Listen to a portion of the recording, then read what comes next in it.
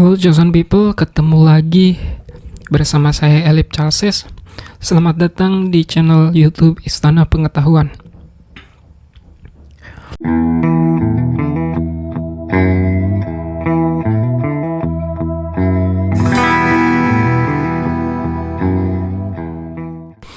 Di video podcast kali ini saya akan membagikan sebuah insight yang mungkin ini bermanfaat untuk Anda, para pendengar podcast ini, karena hal ini amat saya sangat butuhkan gitu saat ini, terutama konteksnya yaitu tentang produktivitas. Di Facebook saya membahas tentang produktivitas. Banyak sekali post yang mengenai produktivitas.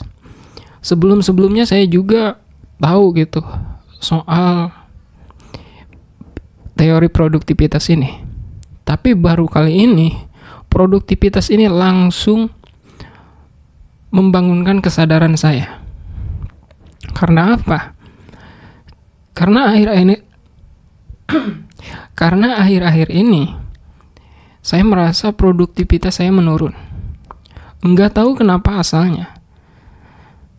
Saya mencari tahu dan ketemu satu, dan mungkin ini sumber masalahnya, yaitu tentang makanan. Karena begini, saya punya case study dalam hidup saya, yaitu dulu ketika ekonomi saya susah, keuangan saya susah, saya amat giat sekali bekerja. Bahkan saya kerja itu 12 jam. Entah mungkin motifnya terpaksa ya, karena mau kerja di bawah itu penghasilan saya nggak mencukupi untuk kebutuhan saya gitu. Tapi akhir-akhir ini ketika saya banyak belajar, saya menerapkan banyak strategi dalam urusan pekerjaan saya, itu sedikit mengalami perubahan, terutama masalah perekonomian saya gitu. Dalam keuangan saya membaik, sehingga yang dulu saya ingat tuh, saya makan sama ayam itu saya mikir beberapa kali gitu, karena makan sama ayam itu dulu sesuatu yang mewah. Tapi sekarang karena keuangan saya baik, mau makan apapun saya nggak pernah mikir gitu. Bahkan dari kondisi yang seperti ini, saya ujungnya jadi banyak makan gitu. Makan ini, makan itu, makan yang enak-enak gitu, karena saya merasa saya mampu membelinya gitu, nggak kayak dulu lagi. Tapi di samping itu produktivitas saya jadi menurun. Tapi kabar baiknya,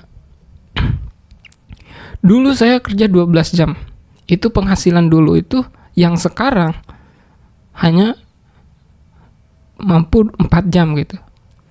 Jadi kan saya ini jualan gitu misalnya. Kalau dulu pengen penghasilan yang seperti itu, saya kerja 12 jam. Tapi saat ini cukup dengan 4 jam. Karena saya tahu ilmunya, nerapin ilmunya. Kerja jualan cuma 4 jam cukup gitu untuk saya, untuk bisa pendapatan penghasilan yang cukup. Nah masalahnya, ada apa nih dengan diri saya?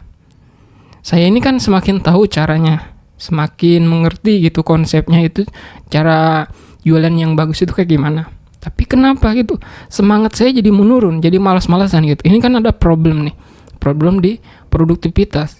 Jangan sampai saya ini kayak gini. Dulu saya melakukan itu karena saya bodoh gitu. Semangat saya tinggi, saya bodoh, akhirnya semangat tinggi. Sekarang karena saya cerdas, saya jadi malas gitu. Nah ini kan problem kan, dua masalah yang berbeda. Sebenarnya tidak membuat saya kemana-mana gitu. Dulu saya semangat karena saya nggak tahu caranya jualan, akhirnya ya kerjanya banyak ya, tapi hasilnya segitu gitu. Sekarang saya tahu cara menghasilkan duit kayak gimana, tapi saya malas gitu melakukannya. Nah, ini kan ada problem di produktivitas. Akhirnya saya cari referensi tentang produktivitas, ketemulah tentang makanan ini. Apa yang dimaksud makanan? Bisa jadi saya terlalu banyak makan, saya terlalu banyak makan yang enak-enak gitu. akhirnya membuat impact ke tubuh saya, membuat saya malas gitu, membuat saya malas ngapa-ngapain, cukup rebahan, main handphone gitu, buat konten, ya kayak gitu doang gitu. Padahal kalau waktu saya dipakai untuk kerja, mungkin yang bisa 12 jam lebih gitu, uang saya otomatis semakin banyak gitu. Artinya keuangan saya justru mungkin lebih baik lagi gitu, lebih lebih meningkat lagi. Nah, ini karena berhubungan tema kali ini ada produktivitas dan sumber masalahnya adalah di makanan. Karena ini yang langsung berhubungan dengan masalah yang saya alami saat ini, yaitu tentang makanan. Saya teringat lagi kembali ke masa lalu saya yang pernah mendalami dunia spiritual, dunia tasawuf, yang dimana ada satu konsep ajarannya itu, yaitu agar mengurangi makan. Bahkan makan itu diatur gitu di porsinya. Dalam sehari itu ritualnya itu ya makan kadang sekepal doang nasi gitu sama air udah. Bahkan orang-orang yang menjalani tasawuf berpuluh-puluh tahun, itu prosesnya itu, proses mujahadah disebut namanya adalah mengurangi makan gitu, nggak makan nggak minum gitu, makan hanya seperlunya doang. Tapi mereka kuat berjalan kaki kemana-mana, keliling gitu, berkelana, mereka kuat zikir lama-lama. Akhirnya ini yang mengingatkan kembali kepada masa itu. Jangan-jangan ini ada hubungannya malasnya tubuhnya gua hari ini gitu dengan makanan. Terus dicari lagi referensi, banyak sekali referensi tentang hadis Nabi, tentang perkataan-perkataan para ulama bahwa banyak makan itu akan menyebabkan malas. Misal malas itu tentunya diantaranya itu indikasinya banyak tidur gitu. Nah, ini ketemu lagi, ini ketemu maksudnya satu clue-nya gitu. Lalu bagaimana? Ini kan dari dunia spiritual, dari dunia agamanya seperti ini. Bagaimana dengan dunia sains? Saya cari lagi. Ternyata makanan ini adalah sumber pemicu dopamin di otak kita. Jadi setiap kita makan itu akan merangsang hormon dopamin. Dopamin ini hormon kebahagiaan, hormon ya pokoknya mah yang kayak itu, coba Anda cari tahu. Pokoknya hormon dopamin itu hormon kebahagiaan kita keluar gitu. Jadi ketika seseorang makan, hormon dopaminnya itu mengalir. Nah, masalahnya ketika seseorang banyak makan, misalkan lapar dikit ngemil gitu, terus banyak dipenuhi tubuhnya dengan banyak makanan-makanan, otomatis dia kebanjiran hormon dopamin, sehingga dia si tubuh ini akan meresponnya menjadi malas gerak gitu. Artinya sama seperti fenomena scrolling HP, terlalu banyak scrolling HP itu ada penelitiannya bahwa otak ketika dibanjiri dengan hormon dopamin, bahwa segala sesuatu ini sebenarnya menghasilkan hormon dopamin, termasuk makanan juga, makan minum itu termasuk akan memicu hormon dopamin. Setiap tindakan kita mengandung hormon dopamin. Misalkan nih, kita beres-beres, itu kan ketika kita menghasilkan dari beres-beres tempat tidur kita, melihat tempat tidur kita itu rapi, lega. Nah, ini hormon dopaminnya itu muncul di akhir gitu. Nah, ketika scrolling HP, misalnya kita nonton konten-konten tertentu, kita lucu, kita terhibur, itu juga menghasilkan hormon dopamin. Nah, di dalam HP ini kan ada banyak sekali sumber-sumber informasi yang membuat kita terhibur. Akhirnya kan setiap scrolling HP itu kita itu memicu hormon dopamin di otak. Makanya aktivitas-aktivitas kayak scrolling, kayak makan itu katanya mengandung kayak seks, termasuk istilahnya mengandung dopamin tinggi. Sementara pekerjaan yang berat, yang membutuhkan tenaga, yang membutuhkan perhatian, itu artinya dopaminnya rendah gitu. Jadi kan baru kita harus melakukan serangkaian pekerjaan yang berat dulu nih. Kalau kerja berat dulu berjam-jam, kita baru misalkan dapat uang gitu. Itu kan dopamin rendah gitu. Sebenarnya kan kalau kita melakukan hal-hal sepele, misalkan kayak scrolling HP, itu dopamin kita keluar, itu kan rendah. Akhirnya apa? Otak kita akan memaksa kita untuk malas mengerjakan sesuatu yang berat-berat. Istilahnya gini, kalau ada sesuatu yang dapat mudah mencapai kebahagiaan, kenikmatan, ngapain kita cari yang susah, yang seperti itu. Nah, karena bahasan terlalu melebar, akhirnya balikin lagi ke bahasan soal makanan ini. Jadi, ketika saya mempelajari tentang hormon dopamin ini, ternyata emang ada hubungannya. Orang yang terlalu banyak makanan, orang yang terlalu banyak mengkonsumsi sesuatu lah gitu, makan, minum, itu kan pasti tubuh akan meresponnya kenikmatan kan, memicu hormon dopamin tadi. Sehingga efeknya kita akan malas bergerak. Ya mungkin geraknya kita karena motif sesuatu. Misalkan kita kerjanya, misalkan kayak saya nih, ya udah kan kebutuhan saya kerja cuma 4 jam menghasilkan untuk kebutuhan saya mengcover kehidupan sehari-hari. Ya udah itu yang saya kerjakan kan. Mau kita ngelebihin jam target lebih dari itu nggak bisa, kayak tubuh menolak hal itu. Karena itu di luar kebutuhan saya, daripada melakukan itu mending saya rebahan, mending saya tidur gitu. Nah, ini kan problemnya di situ. Jadi dari makanan ini bisa jadi membuat tubuh saya menjadi malas. Bisa jadi sumbernya dari situ. Terus saya cari lagi pola makanan orang-orang kaya di dunia. Kenapa sih mereka bisa high produktif? Jadi orang-orang kaya itu kan kenapa sih mereka rela kerja bisa puluhan jam, misalkan kayak Elon Musk tidurnya itu cuma 1 jam gitu ketika membangun Tesla. Terus Bill Gates ketika membangun Microsoft tidur cuma 1 jam. Itu kan mereka produktivitasnya tinggi sekali ya. Mungkin mereka berada di zona flow gitu, sampai lupa makan, sampai lupa tidur karena terlalu menikmati pekerjaannya. Nah, ini kan pertanyaan, apa nih yang membuat mereka seperti ini? Nah, gue cari tahu, ternyata ketemu tentang pola makannya Steve Jobs sama Jack Dorsey. Jack Dorsey kalau Anda nggak tahu, yaitu pemiliknya Twitter.